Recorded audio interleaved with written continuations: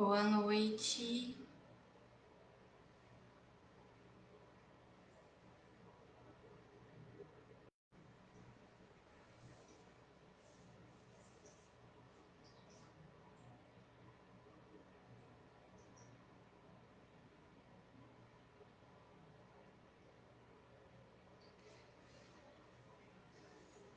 Se tiver alguém assistindo, pode me dar um sinal de se estão me ouvindo, se está tudo bem, a imagem.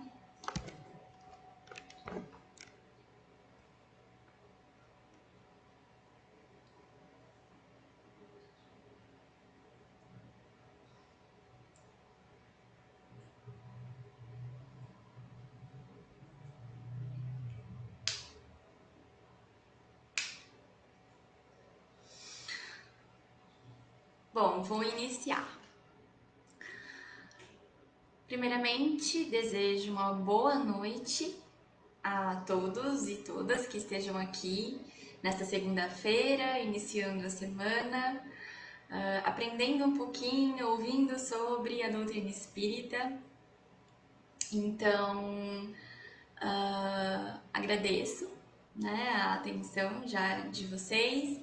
Começo também agradecendo imensamente o convite do Luiz, né? Muito bom poder estar aqui com vocês. A CFA é uma casa muito querida. Meu nome é Fernanda Garcia. Eu sou da cidade de Marília, estado de São Paulo. Eu sou da casa União Espírita João de Camargo. Sou espírita desde que me conheço por gente.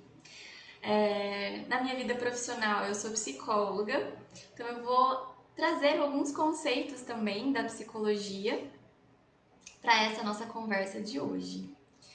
E o tema que nós vamos conversar é o tormento da alma. Então, acho que essa é uma primeira apresentação.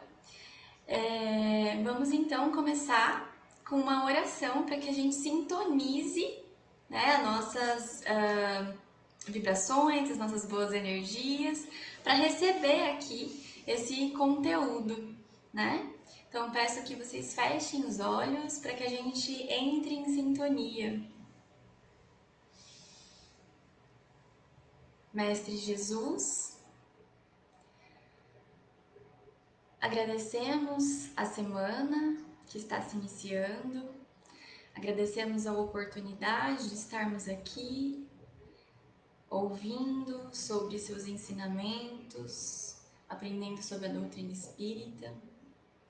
Agradecemos a nossa saúde, as nossas boas intuições e as infinitas oportunidades e livramentos que temos diariamente. Que possamos utilizar esses conhecimentos em nossas vidas, que os nossos corações estejam abertos, receptivos à palavra do Mestre Jesus e que nós terminemos esta reunião de hoje com a paz do Mestre Jesus em nossos corações e agradecidos pela oportunidade de aprendizado e de vida. Que assim seja. Bom, então eu vou trazer aqui alguns conceitos, tá? Antes de a gente poder começar a falar sobre o nosso assunto, o nosso tema de hoje. Quero deixar já de sugestão que toda a nossa conversa vai ser muito baseada, obviamente, no Evangelho, mas também muito como base o livro Conflitos Existenciais, né, da Joana de Ângeles, e tem um capítulo lá que eu embasei toda essa exposição de hoje. O livro inteiro é uma série, né, psicológica, ele faz parte da série psicológica da Joana de Ângeles, e é um livro que eu recomendo que todos nós possamos ler para nos conhecermos, né? Eu acho que ela traz ali um conteúdo psicológico muito legal, muito significativo, certo? Então, o tormento da alma. Será que a gente sabe o que é o nosso tormento da alma? Né? O que seria esse tormento da alma? O tormento da alma é a culpa. A culpa. E por que a culpa? É isso que a gente vai descobrir. Ah, mas será que a culpa não é bom? Calma, fica aqui até o final para você poder refletir sobre o papel da culpa na nossa vida.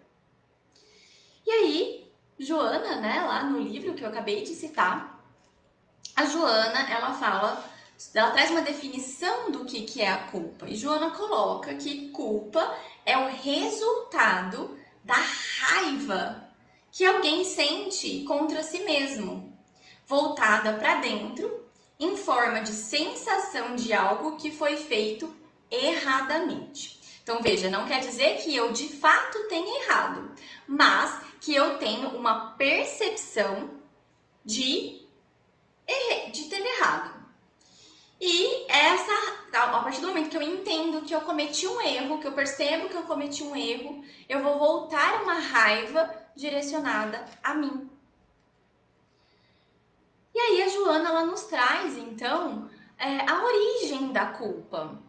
Porque nesse livro, né, a Joana, ela traz vários elementos, como a preguiça, a raiva, a culpa, entre outros, né, outras mazelas que nós vivemos. E ela sempre faz o mesmo esquema. Ela traz pra gente a definição de culpa, ela traz pra gente a origem da culpa e como a gente faz essa cura, né, desse mal em nós.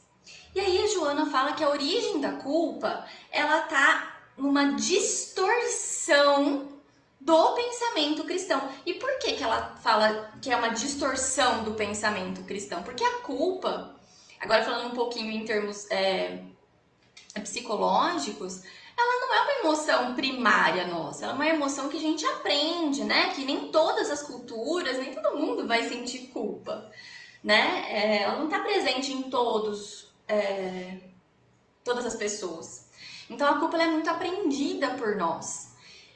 E dentro do pensamento cristão, a distorção desse pensamento cristão incentiva muito a culpa. E por quê? Porque em nenhum momento Jesus fala que nós devemos sentir culpa. A gente já vai conversar sobre isso, ele tem uma outra proposta para nós. Mas muito da religião distorce esses ensinamentos cristãos, levando então a ideia de manipular as pessoas através dessa culpa. Então você entra em pensamentos, essa raiva direcionada para si, por ter achado, né, que errou, mas muitas vezes esse erro é dito pela própria religião, né, por essa distorção do pensamento cristão. E aí, né, porque jamais Jesus se referiu ao erro como uma ideia de pecado ou punição. Essa ideia de punição, você foi culpado, eu vou te punir, né? Ou você foi culpado e aí você cometeu um grande pecado, isso é uma distorção do pensamento cristão. Por quê? Porque Jesus compreendeu, né, o erro de uma maneira muito mais natural nossa. Jesus compreende que nós somos seres em transição, nós somos seres em evolução e que o erro faz parte desse processo evolutivo. Então ele nunca colocou como os nossos erros como algo punitivo, como algo a ver com pecado. E aí, uma passagem que ilustra muito bem essa questão que Jesus não nos coloca a ideia de culpa é a passagem da mulher adúltera. Né? Acho que todos vocês já devem ter ouvido falar, né? Ou têm um conhecimento, já leram lá no Evangelho, na Bíblia, sobre a passagem da mulher adúltera, mas eu vou trazer aqui, né, brevemente como que isso se dá. Então a mulher, né, ela comete ali um adultério e ela está sendo levada por uma multidão para ser apedrejada. Nisso, né, aparece Jesus e aí questionam, né, Jesus, porque assim, eles estavam ali apedrejando, né, levando ela para o apedrejamento. E aí, então, questionam Jesus, né, sobre o que tinha acontecido com ela e tudo mais. E aquela multidão empolvorosa para poder fazer justiça, para poder punir esse erro dessa mulher. E Jesus fala: quem aqui entre vós não tiver pecado, que atire a primeira pedra.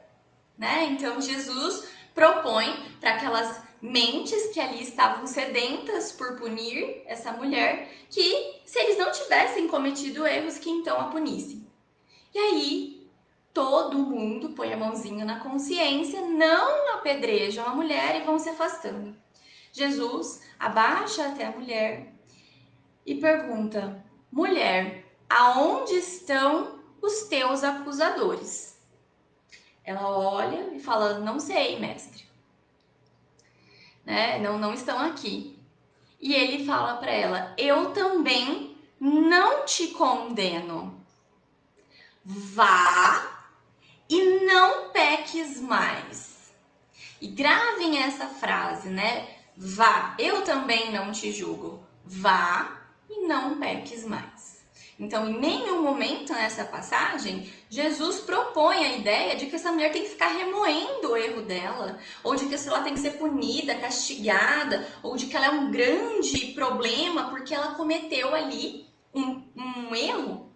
Ele só fala para ela: siga, continue, mas não erre mais, não cometa mais esse erro. Então, isso é muito importante. E aí, então, né, ela continua, Joana falando sobre a origem da culpa, que é essa distorção, então, do pensamento cristão, que a gente acabou de discutir nessa passagem. E ela fala que essa culpa, ela tem duas causas psicológicas, né? A culpa, ela tem duas origens. A primeira, a que procede da sombra escura do passado, da consciência que sente responsável por males que já haja praticado. Então, ela propõe a ideia de uma culpa de experiências anteriores que nesta encarnação nós carregamos pelos erros passados. Mas ela também vai falar, e isso vai ser muito pauta da nossa discussão de hoje, de uma origem segunda da culpa, que também temos que tomar esse cuidado, que é a que tem a origem na nossa infância, como decorrência da educação que a gente recebeu. Então, ela pode ter tanto essa origem passada, quanto nessa própria vida, por aprendizados que tivemos no nosso núcleo familiar, nas experiências iniciais de vida. E aí ela traz então que essa questão do passado, né, essa culpa que tem uma origem no nosso passado, Joana fala que vem daquela mentalidade muito desenvolvida do olho por olho, dente por dente, a lei de Talião. Então existiu-se, né, essa mentalidade de que se você me fura o olho, eu tenho que ter o olho furado de volta. De que se eu tenho, se eu matei alguém da sua família, você tem direito de também me tirar alguém, né? Os duelos que se tinha, né?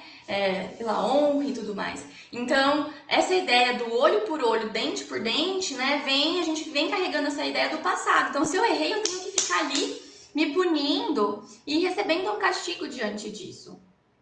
E que esses comportamentos, né, de autopunição por delitos que muitas vezes a gente cometeu no passado, mas que hoje ninguém conhece, mas a nossa consciência acusa. Então, essa mentalidade também, né, de que eu tenho que me punir. Então, eu fico nesse movimento de muitas vezes diminuir a minha autoestima, porque eu sou uma pessoa errada, porque eu sou culpada. E muitas vezes a gente vai chegar a conversar que nem sempre eu vou saber de onde vem esse sentimento de culpa. E quando eu não sei, né, eu não encontro ali racionalmente o motivo de culpa, ele pode ter essa origem nas nossas vidas passadas, né, por esses erros que nós cometemos e que ainda não somos capazes de nos perdoar. Mas essa culpa que não foi trabalhada por erros passados, eu reencarno com essa consciência ali, fica num nível inconsciente nosso,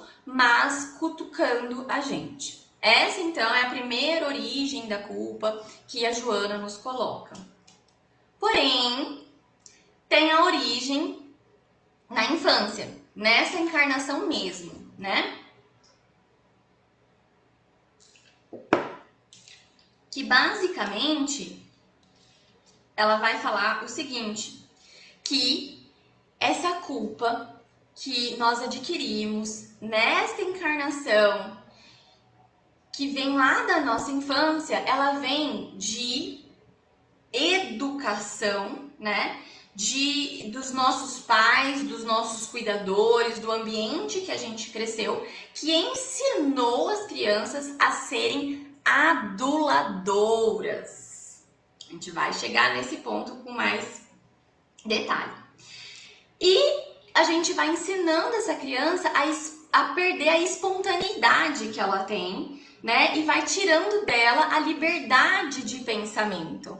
Por quê? Porque eu vou ensinando para essa criança que se ela faz determinada coisa ou pensa de determinado jeito, ela vai me causar um mal, ou ela vai me fazer mal, né? Ou ela vai me desagradar, ou eu vou ficar triste. E aí, então, eu vou gerando nessa criança um sentimento de culpa, colocando nela uma responsabilidade de algo que é meu.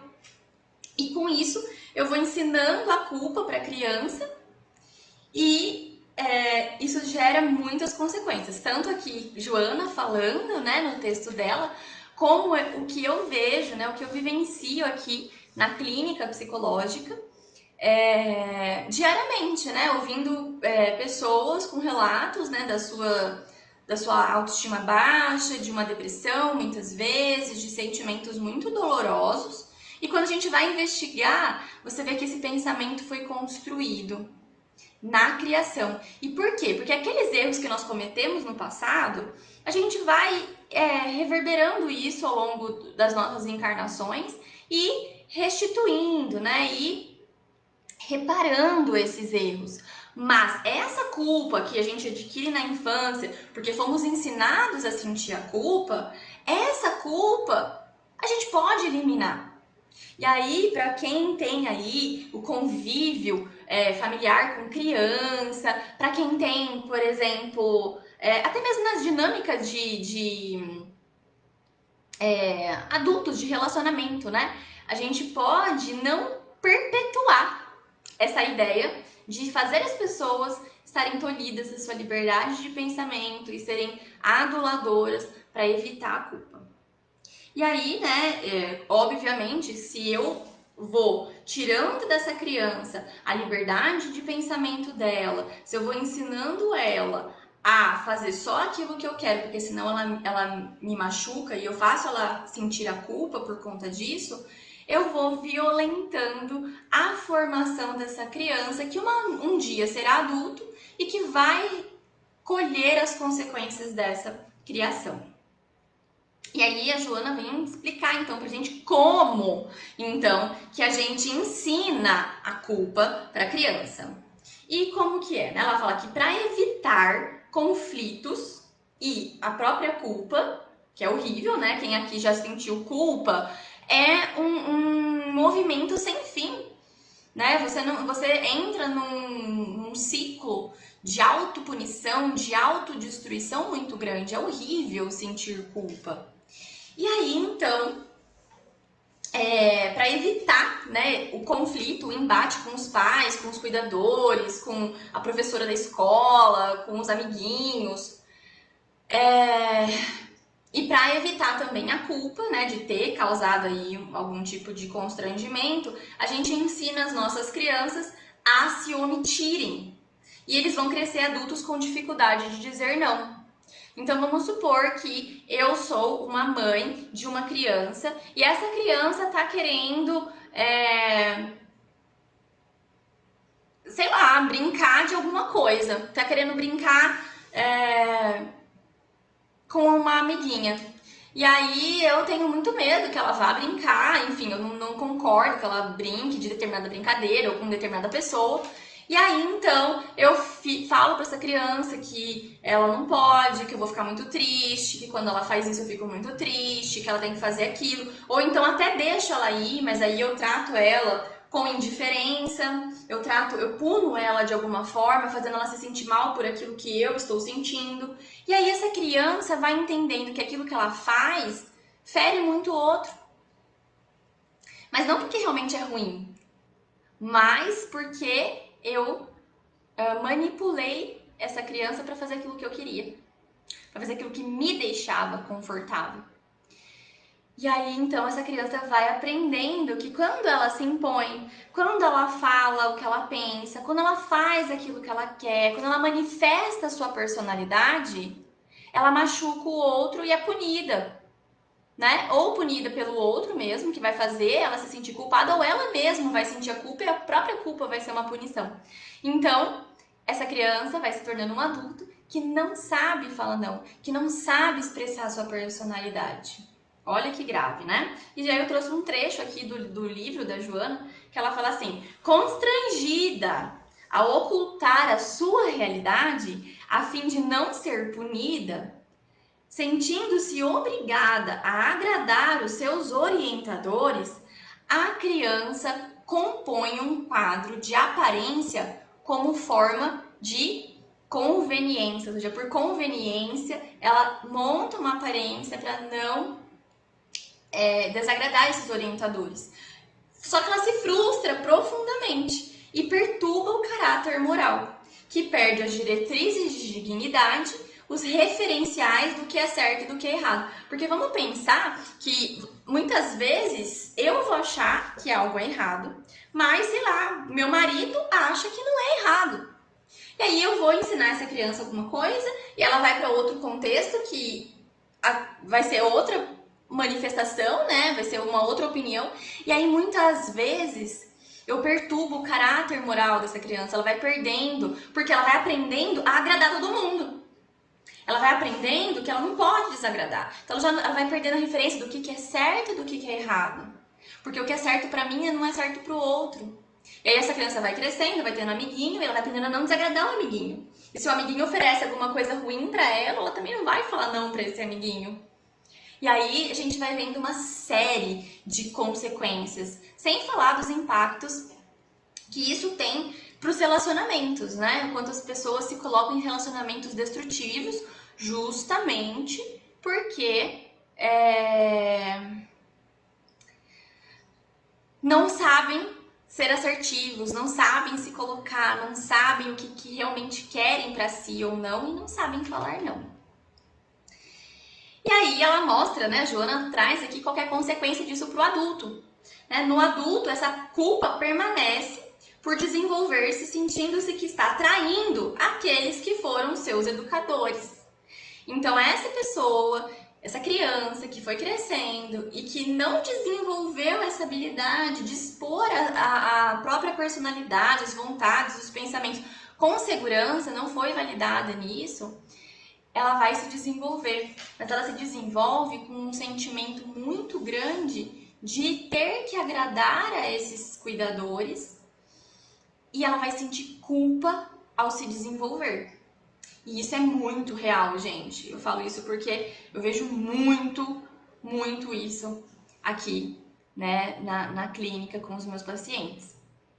E a Joana fala assim: os adultos imaturos, no entanto, diante desse comportamento, cobram o pagamento pelo que fizeram, dizendo-se abandonados, queixando-se de ingratidão, provocando sentimentos injustificáveis de culpa, conduta essa manipuladora e infeliz. Então, veja, muitas vezes a gente faz pro outro coisas e depois a gente quer cobrar essas coisas. É obrigação do pai e da mãe, dos cuidadores, das pessoas que assumiram a responsabilidade por esse indivíduo de cuidar deles. É um compromisso moral que nós assumimos, né? Quando aceitamos a missão de receber na nossa família uma criança.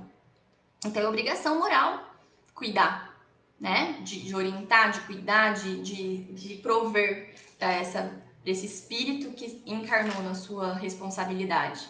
E aí ele cresce achando que ele tem que fazer essa paga, de que ele tá devendo. E os pais, né? Eu falo pais aqui, mas não precisa ser necessariamente pais, mas às vezes os cuidadores, as pessoas de referência vão gerando essa sensação de eu fiz tudo por você, eu cuidei tão bem de você e aí agora você quer tomar sua decisão, você não quer você não quer ter a profissão que eu acho que é certo para você, eu paguei os seus estudos para você não fazer faculdade, me sacrifiquei tanto para você jogar tudo fora. Ou eu vejo muito isso. Quando a pessoa, né, quando essa criança que ficou adulto, resolve ter um relacionamento que a família não aprova. E aí vem muito isso. Nossa, mas você vai abandonar a gente, você vai trocar a gente por essa pessoa, porque essa pessoa chegou agora na sua vida, é assim que você trata sua mãe e seu pai. Ou então, situações de que a pessoa quer se desenvolver, quer fazer uma faculdade fora, ou quer arrumar um emprego em algum lugar bacana. Essa pessoa tem uma culpa muito grande de se desenvolver. Por quê? Porque vai estar deixando essas pessoas que sacrificaram muito por ela. E é uma manipulação isso. Por quê? Porque é obrigação dos cuidadores fazerem esse papel. Só que esse comportamento também não vai ser só entre pai e filho, né? Lembra que a gente cresce, a gente desenvolve esse repertório em nós e a gente pode fazer isso nas nossas relações. Eu sou assim porque o outro fez tal coisa. Eu fiz isso porque você fez aquilo. E aí, para eu ter aquilo que eu quero, ou para eu me livrar da minha culpa, eu responsabilizo o outro, ou eu manipulo o outro para que ele faça aquilo que eu quero, ou eu uso ele para livrar a minha consciência. Então isso não é só numa questão de pai e filho, mas também muito em relações familiares outras e também em relacionamentos amorosos. A gente vê muito essa dinâmica. E aí a Joana fala que a culpa é algoz persistente e perigoso que merece orientação psicológica urgente.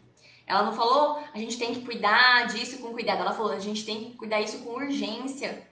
Por quê? Porque a culpa é destrutiva e é justamente isso que a gente vai falar agora. Quais são as consequências da culpa? Será que ela é tão danosa assim? E aí Joana coloca que sim. Que a culpa, essa culpa, seja de vidas passadas, ou essa culpa que a gente aprendeu a sentir devido a essa manipulação, né, na infância, essa culpa, ela vai gerar angústia e tristeza. Quem aqui já sentiu culpa, e eu espero que em algum momento vocês tenham experimentado a culpa, porque a gente está em uma sociedade que promove isso, e não sentir isso em algum momento traz ali um pouco de prejuízo, né? Enfim, quem é que já sentiu culpa sabe que você não fica feliz, animado, disposto se você tá se sentindo culpado. É uma raiva que você tem de você mesmo. Então, se você imagina que você tem uma raiva, sei lá, do seu chefe. Só que aí, deu o seu horário de trabalho, você vai pra casa, muitas vezes você vai ver outras coisas e você distrai esse pensamento, né? Você distrai dessa raiva. Agora, se a culpa é uma raiva voltada para você mesmo e você mora em você, é um sentimento que você não vê paz, não tem tranquilidade.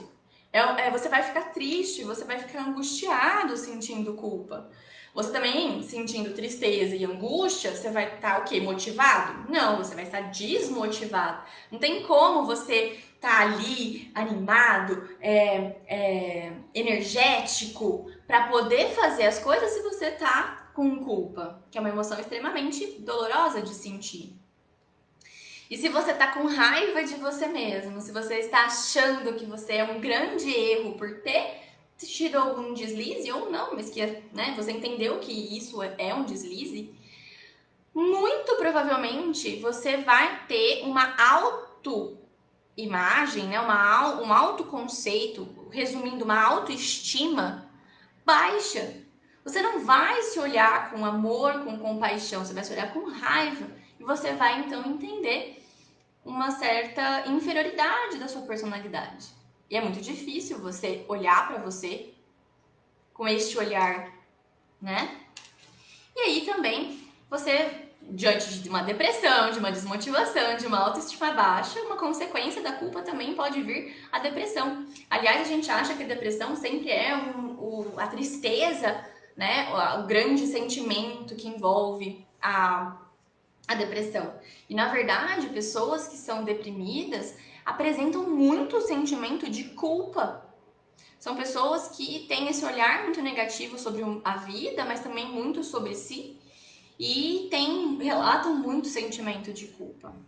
E aí, né, se a gente for pensar qual é a consequência da culpa para a criança, essa criança que tá ali sendo, né, sempre instigada a sentir culpa vai gerar sempre raiva e rancor. Então, se você manipula essa criança para ter o que você quer através da culpa que ela vai sentir, não se engane. Essa criança vai sentir raiva de quem tá fazendo essa manipulação, porque ela pode ceder a manipulação, mas não é confortável para ela. Então, ela vai sentir sim uma certa raiva, um certo rancor, só que ao mesmo tempo ela não consegue romper essa relação, ela não consegue abdicar dessa relação, porque vai gerar mais culpa ainda. E aí, isso, por exemplo, quando essa criança, por exemplo, começa a alimentar muita culpa em si, tanto na criança quanto no adulto que está ali sentindo a culpa, muitas vezes você vai atribuindo culpa a si por eventos que não tem nada a ver. Então, sei lá, essa criança que está ali sentindo raiva e culpa do pai. Aí o pai bate o carro. A criança pode começar a ter uma fantasia de que ela é culpada porque o pai bateu o carro, porque aconteceu um acidente, né? Ou então, por exemplo, no adulto, esse adulto muitas vezes vai ser promovido, ou então, já ouvi isso também, de filhos que acabam tendo uma condição financeira maior, melhor do que os pais, e que isso gera um sentimento de culpa. Eu não consigo desfrutar das minhas conquistas, né, do que eu tô ali administrando na minha vida, porque eu sinto uma culpa de ter superado o meu pai, a minha mãe, de estar numa condição de vida melhor do que eles têm, né? Enfim, ou então isso também, né, às vezes, se eu tô num relacionamento que tá bem, que tá saudável, que tá feliz, e tá tudo bem, e meus pais não estão, eu posso também sentir culpa, né? Então, tudo aquilo que eu tiver melhor, eu posso acabar tendo problemas, né? De ter satisfação na minha vida, porque eu atribuo a mim a responsabilidade, né? E olho para o que o outro não tem. Além disso, outra consequência, né, da culpa é que eu vou entrando nesse estado de raiva, de rancor voltado para mim também. Vou ficando com autoestima baixa, vou ficando depressiva, vou ficando desmotivada. Eu fico com um olhar muito voltado para mim, para minha dor, para esse ego que foi ferido, né? Eu errei. Eu fico muito nesse movimento do ego. Qual que é a consequência disso? Eu vou tendo menos fraternidade. Vai faltando nas minhas ações eu olhar para o outro, eu entender o outro, porque eu tô tão presa, eu tô tão imersa nas minhas nessa minha angústia que eu não consigo olhar o outro. Eu não tem espaço para eu poder ver o que está acontecendo à minha volta. E aí também, né, se cada vez que eu erro, desculpe,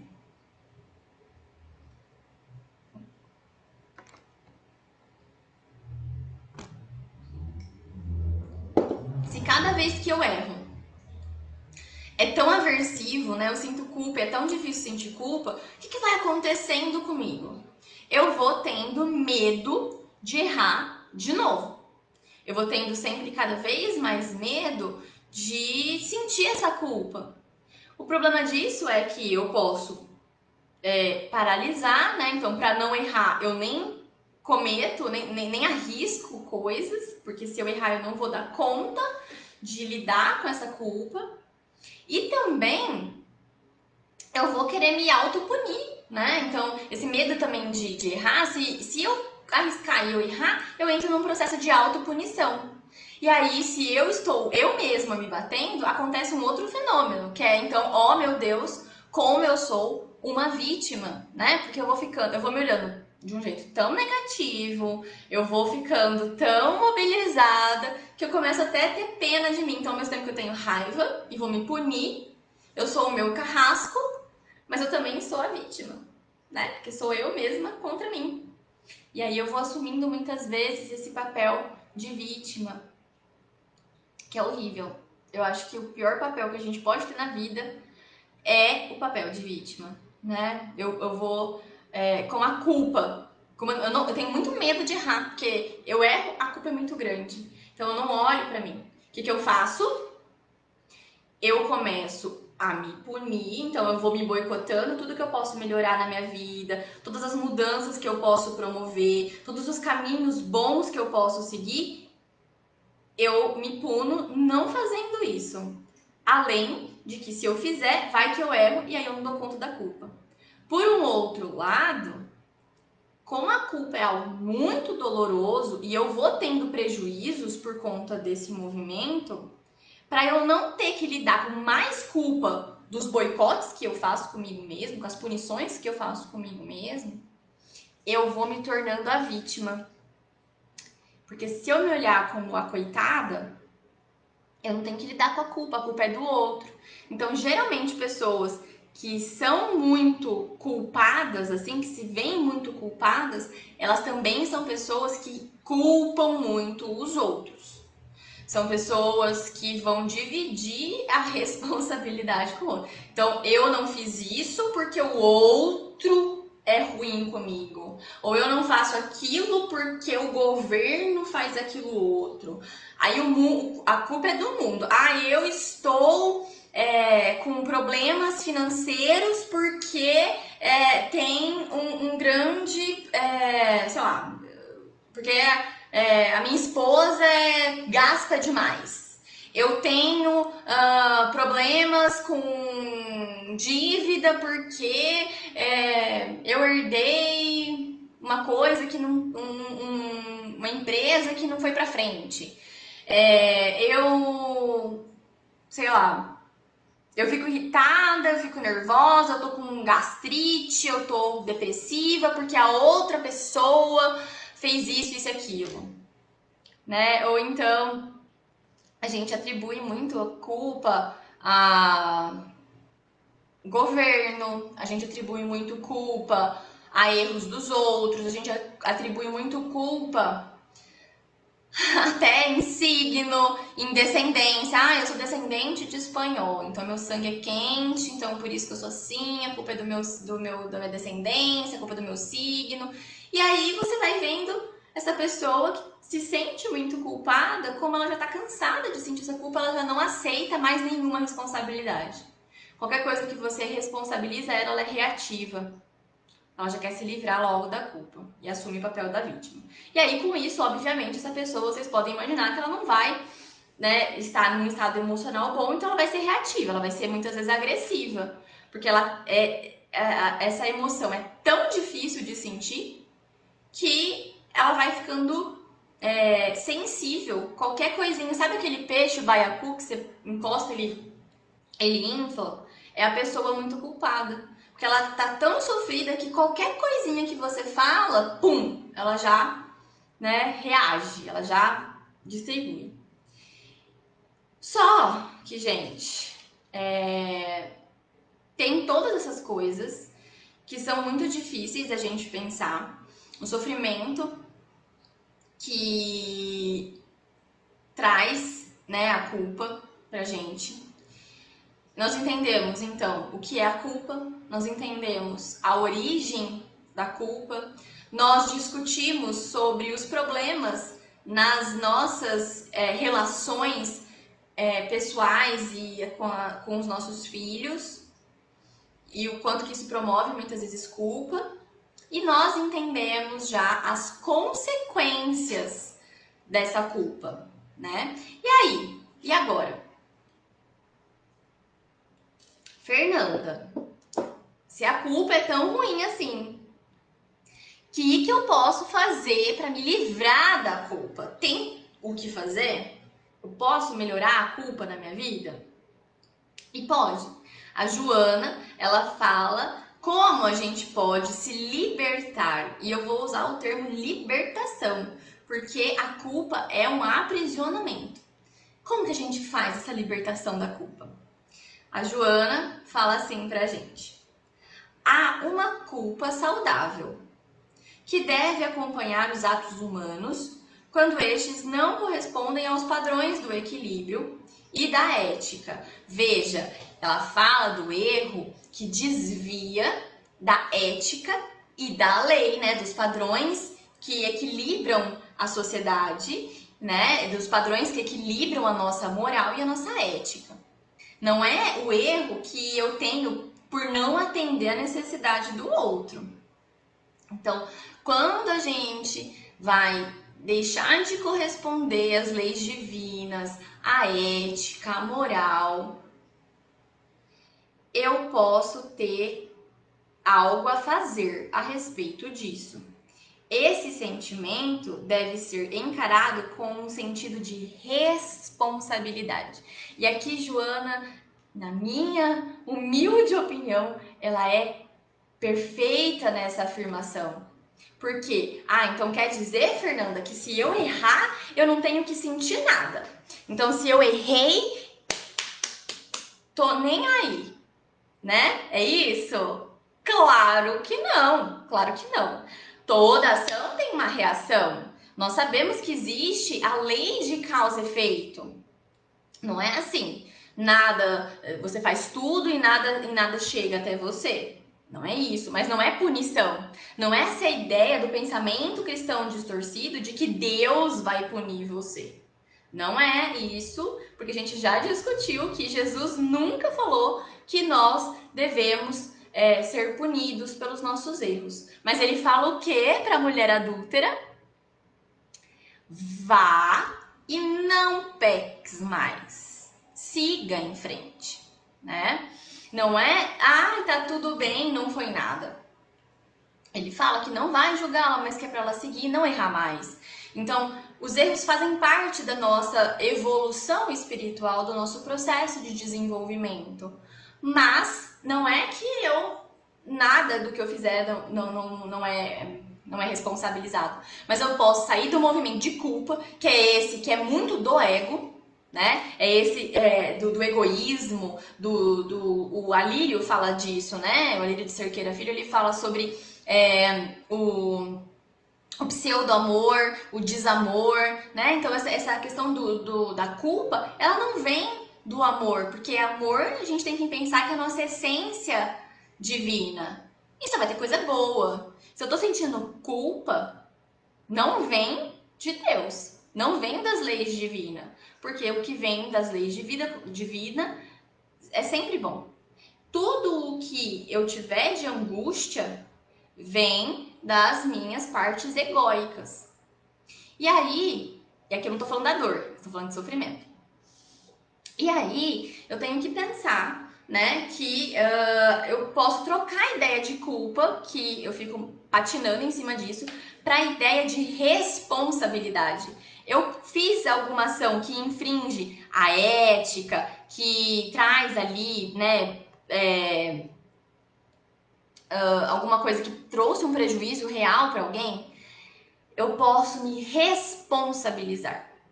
Percebe que é diferente de quando eu entro nesse movimento de culpa, culpa, culpa, culpa, que eu posso cair no vitimismo. Tadinha de mim, olha como eu sou uma pessoa horrível e faço tudo errado. Para um movimento de eu me responsabilizo pelos meus deslizes, eu me responsabilizo por aquilo que está acontecendo comigo. Então, o antídoto da culpa é o perdão. Eu só posso lidar com a culpa se eu tenho a capacidade de perdão. Percebe que a culpa é algo do ego? Porque ela vai ser diluída com algo que não é egóico. Quando eu tenho a capacidade de perdoar, e eu vou perdoar o erro do outro, mas também vou me dar o direito de perdoar o meu erro. Por que você não pode errar? Você é perfeito? Você já alcançou os mundos celestes? Você já é um espírito de luz? Já é um espírito perfeito? Porque se você é um espírito perfeito, então a gente entende que você já alcançou. Mas se você está aqui, sinto te informar, mas você está num processo. E aí você não querer errar é uma necessidade do ego. É a nossa vaidade, é o nosso orgulho. E eu falo isso de um lugar que eu também vivencio. A gente não quer errar, a gente é muito perfeccionista, né? A gente não quer cometer erros. Por quê? Porque eu não consigo lidar com a culpa. Eu recebo muitas pessoas aqui na clínica que falam isso. Não, mas e se eu errar? Ué, se você errar, você aprende com esse erro e você continua, né? Você repara se possível, senão você continua. Mas a gente acha que não, né? Que a gente fica remoendo e isso é egóico. Então, o antídoto para a culpa é o perdão. A coragem de pedir perdão. Então, eu errei e para isso eu preciso ter o quê? Humildade. Me perdoa. Eu errei.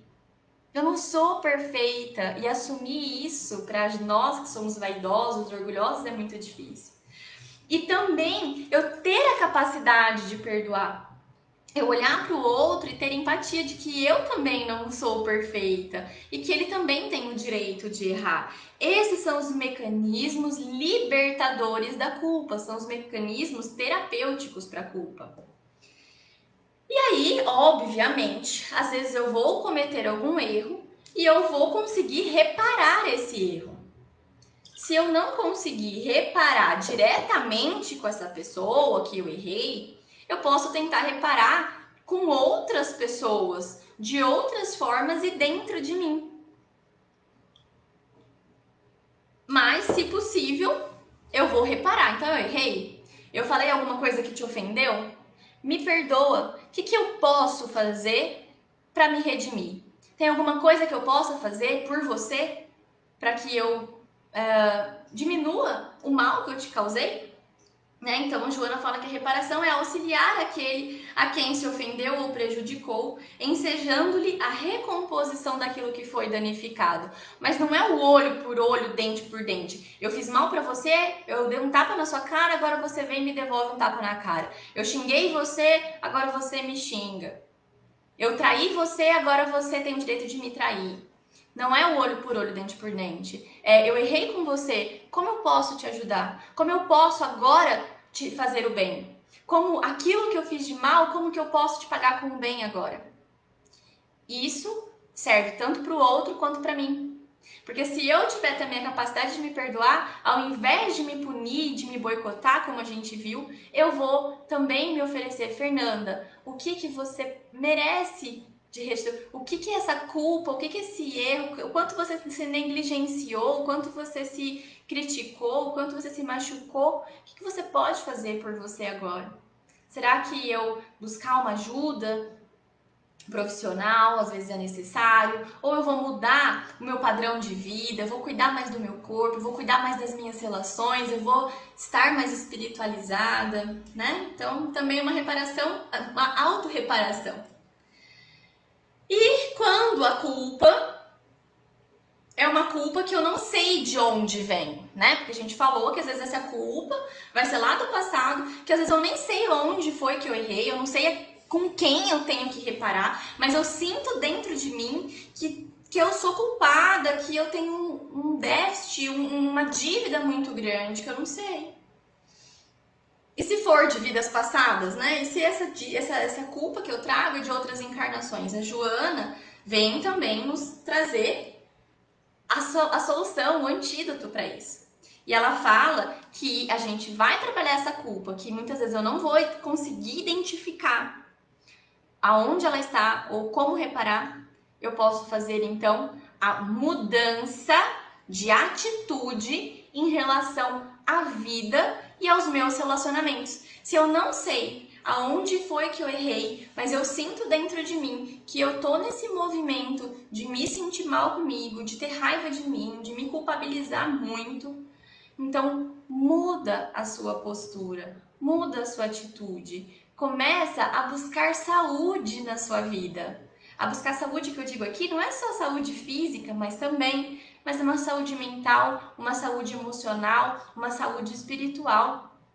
Melhore os seus relacionamentos, ao invés de ser a pessoa que acusa, que culpa, que responsabiliza o outro por aquilo que você sente, cuide dessas relações. Muda essa postura, porque você não sabe se quem tá ali com você é o seu motivo de sentir culpa. E às vezes você tá agravando isso de novo. Então, independente, se você não sabe, Joana nos fala, muda a sua postura. É a reforma íntima. É trabalhar as nossas más inclinações, independente do que causou isso.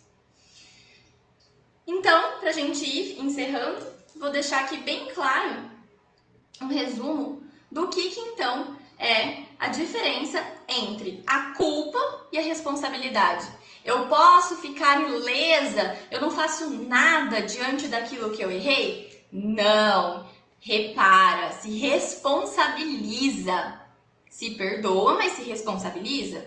E repara, se possível, de preferência.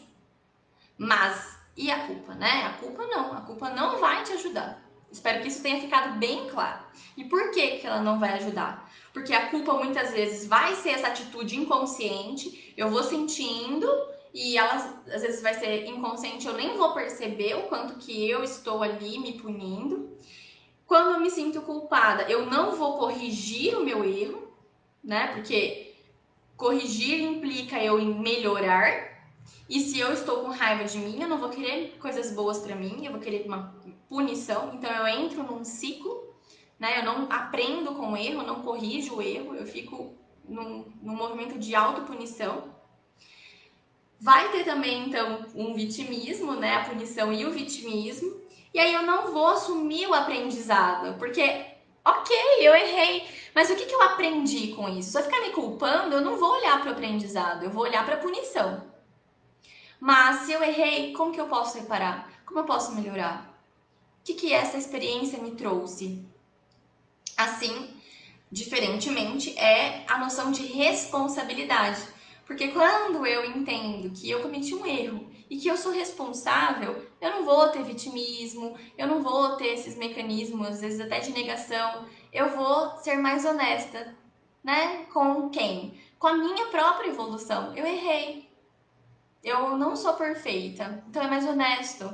Assim como se eu me responsabilizo, eu vou aprender com esse erro. Então, se a responsabilidade é minha, peraí, deixa eu ver o que eu fiz de errado, deixa eu ver como eu conserto. Então, também eu vou reparar esse dano. Se eu me responsabilizo, eu reparo. Então, imagina, eu tô andando de carro.